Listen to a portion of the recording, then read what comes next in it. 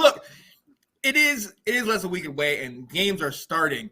But we do want to update you guys on a story that hits right at home for my guy.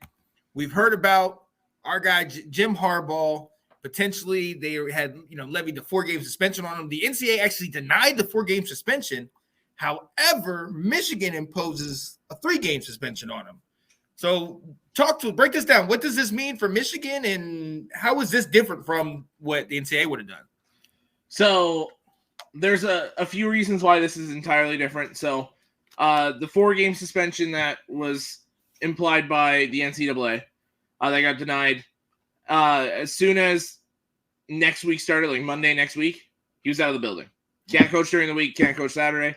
There was also a couple assistant coaches that were suspended for a game. Sharon Moore, the offensive coordinator, being one of them. Oh, wow. Who I thought was just going to take over as the head coach for the 4 games while Harbaugh was gone. He was gone week 1 as well. So with this self-imposed suspension by Michigan, Harbaugh's allowed to coach Monday to Friday. Can't be in the building Saturday. So he's allowed to coach, get them ready for the game. But then Sharon Moore, Jesse Minter, one of the two, will take over on game day.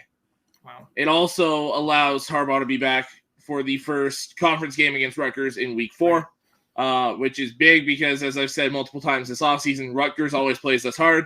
Yep. And I'd love for Harbaugh to be there for that game, so I'm really glad about that. I think the main reason Michigan did this is if you look back throughout the history of the NCAA, there's a lot of times where they're trying to decide a punishment and the school will be like, well, how about we just do this? And the NCAA would be like, yeah, good enough. Wipe their hands clean of it. So a lot of it is, well, the 4-game suspension got denied, so we don't know if the NCAA was saying too heavy of a penalty, too light of a penalty.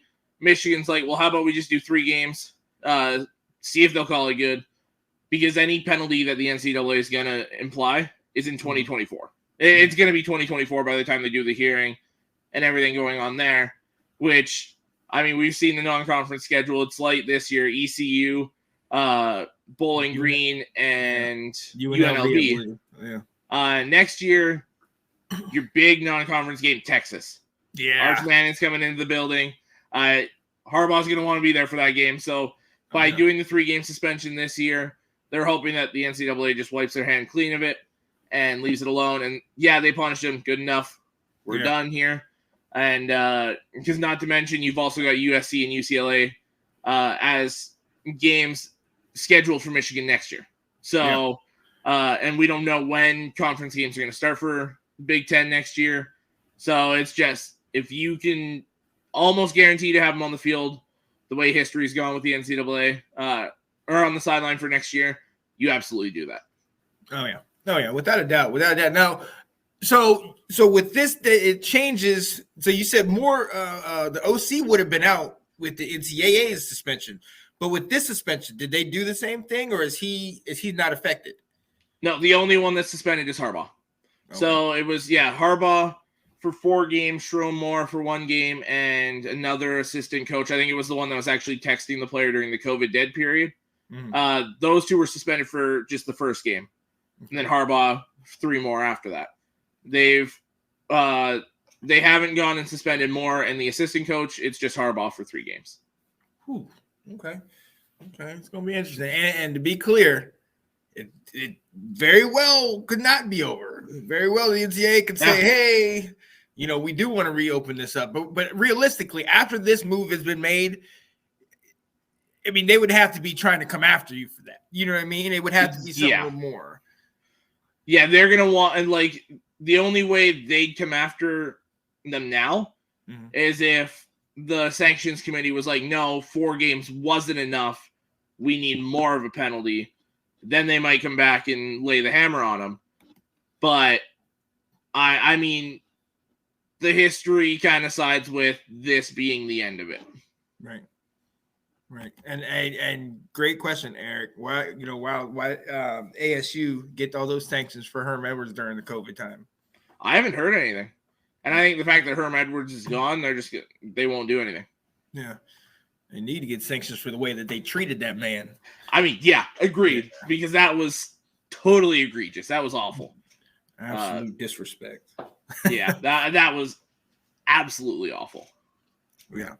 So with this, like we said, you guys play ECU, UNLV, then Bowling Green, all very winnable games if everybody's healthy and playing. And now, like you had said before, what we had thought was going to happen, now you have the OC there. So all intents and purposes, this thing should roll along, and then right when he comes back, we'll be good to go. So we'll see.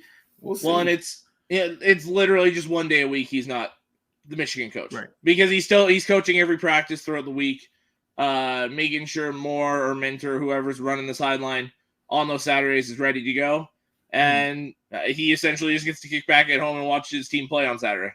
Yeah, and just relax. I wonder though, for somebody as hungry as him and as passionate about the game as him, I bet you that's going to eat him up.